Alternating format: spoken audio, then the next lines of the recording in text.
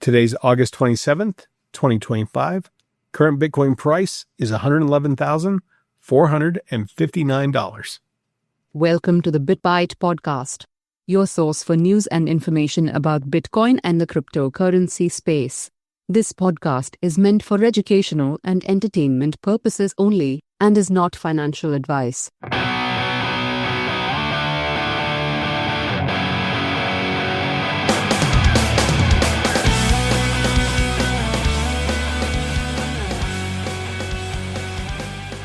The sky is falling, Rick. Indeed. The sky is falling. We took a 2-week absence, and the last time we recorded was basically right off the all-time high, and then, man, rough couple of weeks. Well, that has been a rough couple of weeks. What we were talking a little bit earlier before we kind of got into this, and we saw it go as low as just wick down to like 108,000. I think is what we were talking about. Wow. That's, yeah. I mean, it's funny because it's still Bitcoin over $100,000, and we've had Bitcoin over $100,000 now for like 4 months. But coming off those highs where we were at, because I think we were talking about that before too. I think we were right at like 124. And then when we recorded it, we're at 123,609. So let's go ahead and let's get the pain point out of the way. How are theoreticals looking after that our most recent market reaction? Oof. Well, that's kind of the funny thing with Bitcoin. You know, you ever had the highs and then you feel those lows. And, the first theoretical back in October 2023, $3,000 would have netted you 0.0885 Bitcoin. And at today's price, that is now 9,864. Which is off from the previous episode, which was at 10,939. Yeah. So over $1,000 loss. Wow. Yep. So theoretical 2 purchased at the halving October 19th, 2024. $1,000 could have bought you 0.01564 Bitcoin. And that at today's price of 11,459 is now worth 1,743. And we had gotten almost to 2,000. We got to 1933 last time. So we've lost basically a couple $100 since then. Wow. Okay. So that's so crazy. We still have not been able to double that second theoretical buy from the halving. We were close, but the drawdown wasn't nearly as drastic, like the amount that we've lost off of that one. Yeah. I mean, the percentage is the same, but just, that first theoretical gained so much, it was ridiculous. Yeah, that first theoretical, man, like that was a primo buying opportunity. Yeah, we've seen it basically, like we were looking at the ETFs kind of before we got going today too. And it looks like everything was kind of hunky-dory. We almost had $500 million from BlackRock on the 14th. And then we started to see the kind of the tide change. And the 15th, there was 111 or 114 million.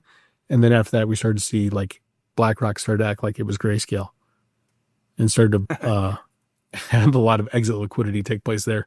25th and 26th. Not just BlackRock. Yeah. Well, and it was bad. Like the 19th looks like that was a pretty bad day. There was quite a bit. I mean, we've seen worse, I'm pretty sure. But yeah, but past 2 days, we've seen a little bit of an increase, or at least to the positive side, barely. They've eked out some positive gains. Only 6 to 4 million. Gains. Yeah. And only 45 million daily totals for like, $300 million for the past 2 days.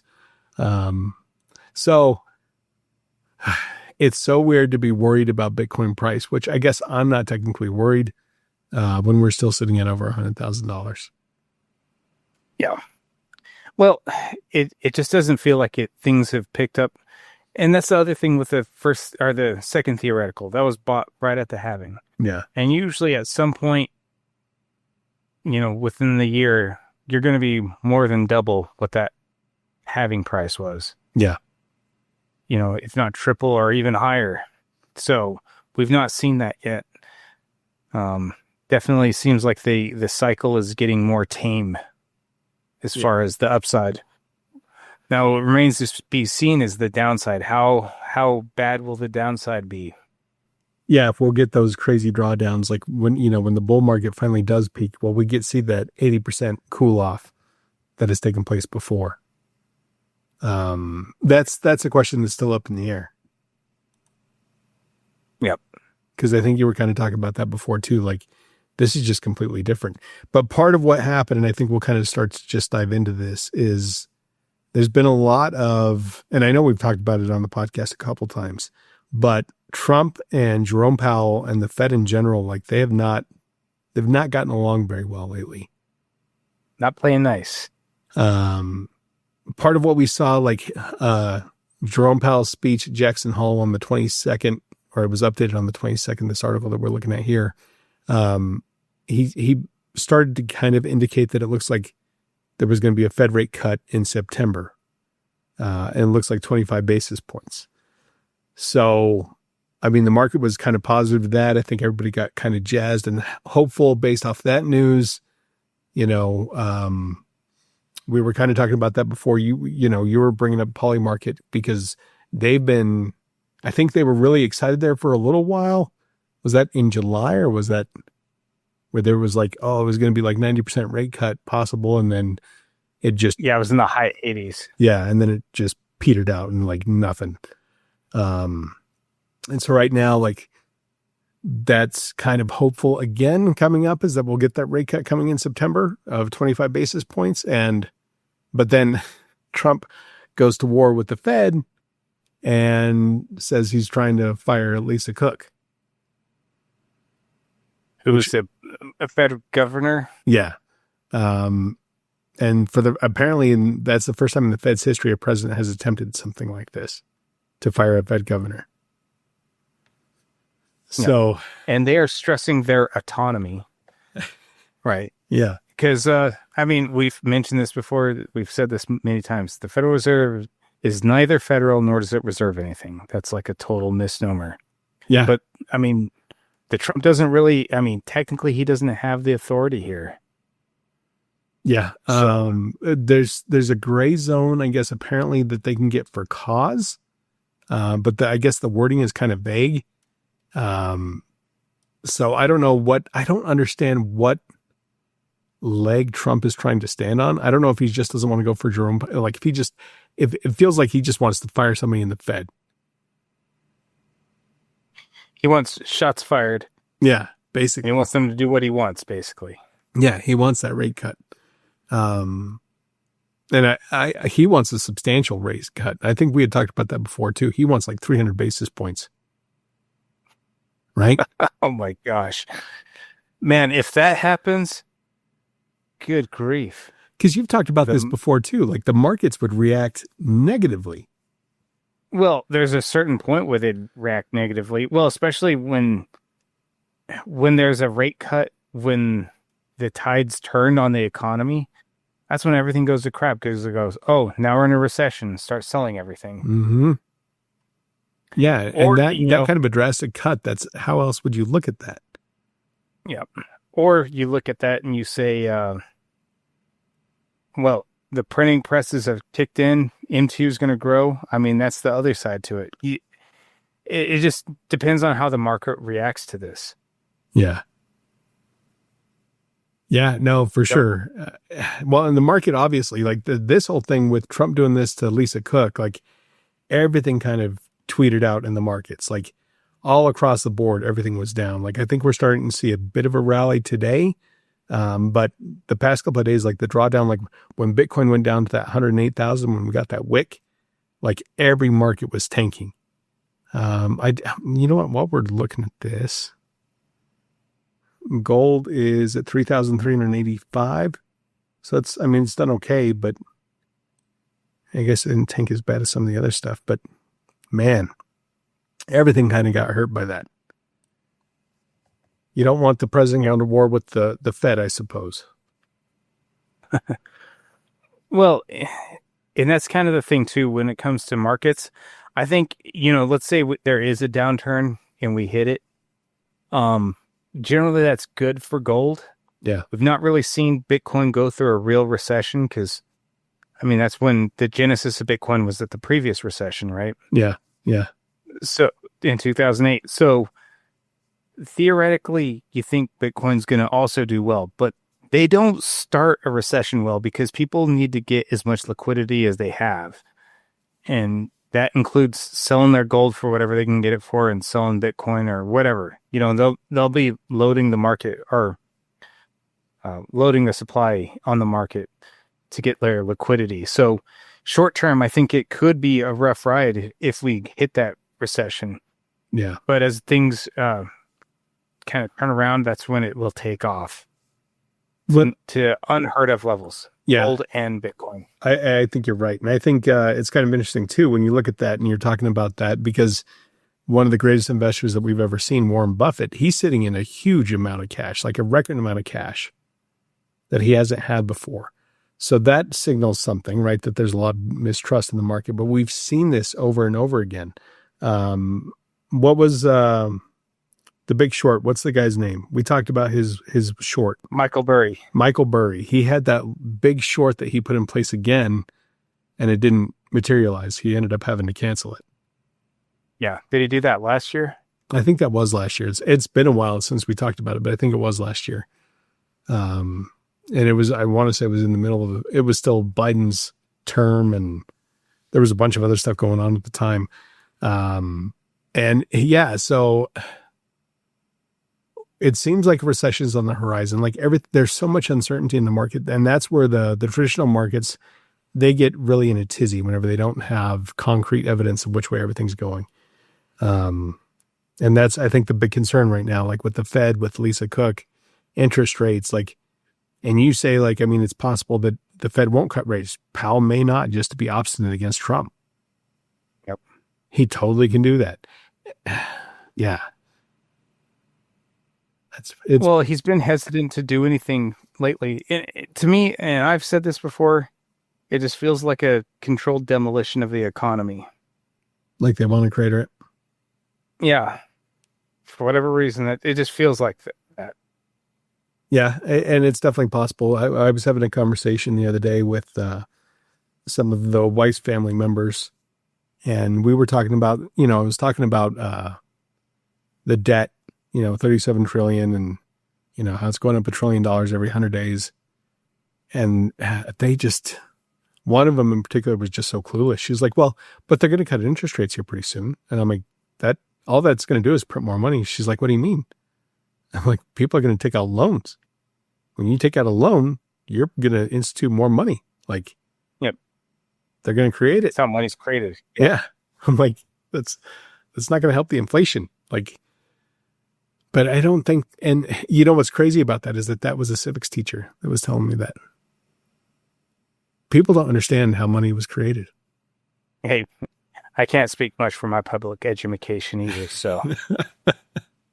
I'm blown away by people's lack of understanding. But I guess at the same time, I didn't either. I knew standing on a porch a long time ago, when we were younger, we were, probably in our early 20s.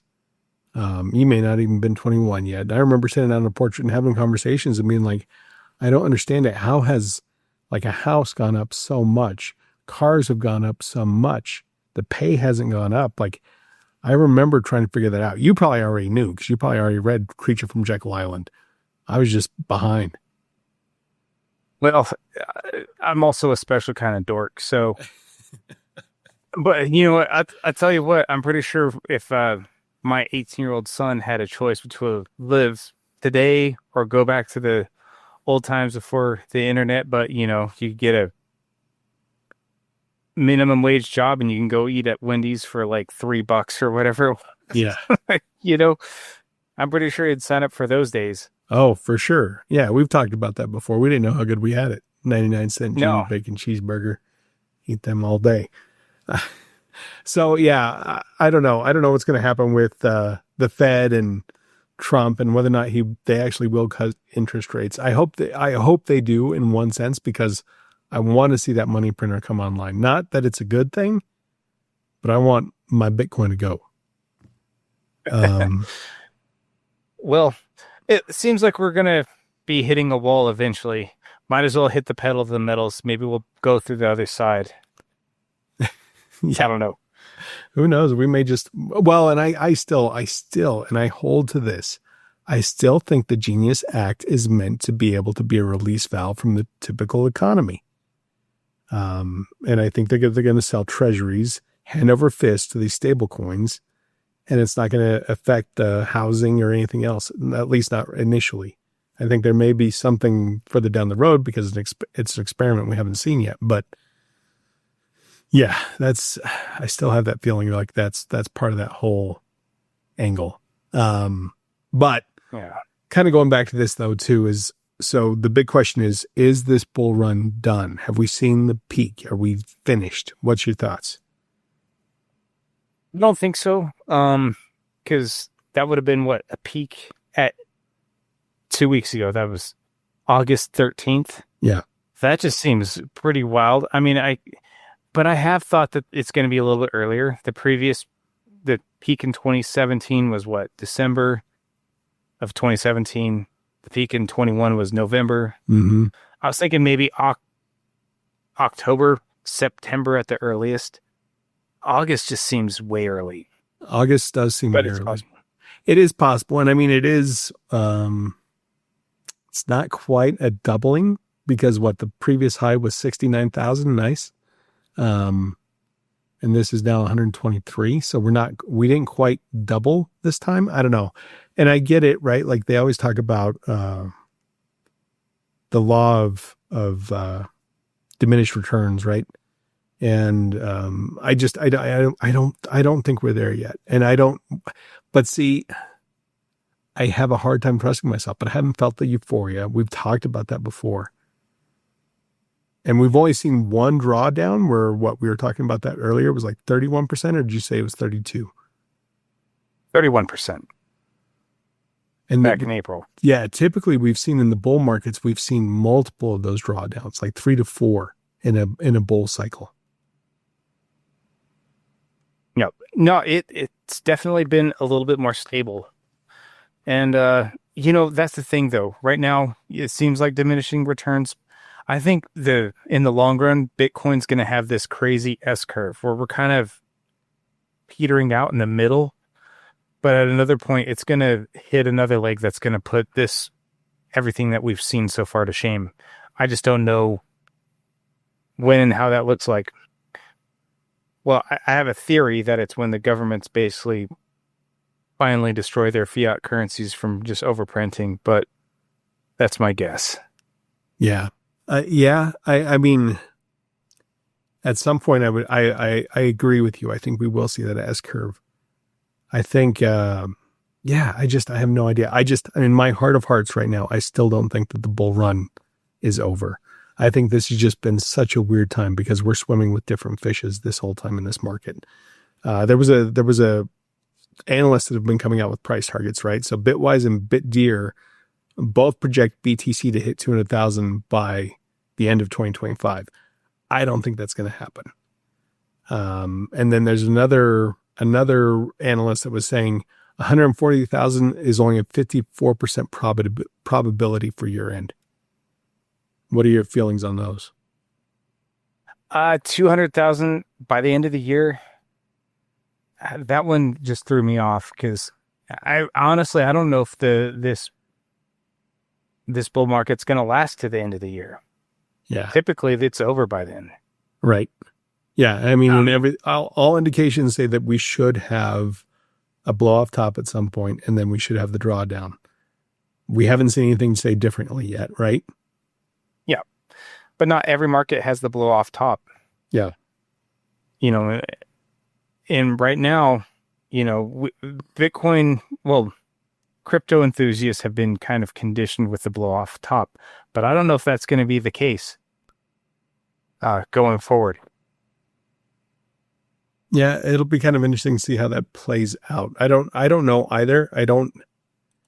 But see, damn it, man. Like I can't trust myself. I'm not the best person whenever I see the tops in Bitcoin because I always convince myself this time it's different. So just be forewarned before you listen to anything that I say. But I've always been bullish, man. Over the years, if you've listened to this podcast, I've always been much more bullish than you, I think. For You've been more realistic. I try to be. Yeah. I try to be. And, I think we're going to have the crypto cycle until the world is done dominated in Bitcoin. Yeah. And until that day, we're going to have these cycles. Yeah. I mean, but eventually what's going to happen is like that the cycle is going to get so stupid because, I mean, it's still, regardless, even if it's another 4-year cycle and in 2030, Bitcoin, maybe it craters down to 69,000. Maybe that's the new low. I don't think so. I think we'll get a little bit higher than that. But if that happens, then next time it bounces up, it should hit 200,000, 300,000, whatever the case may be.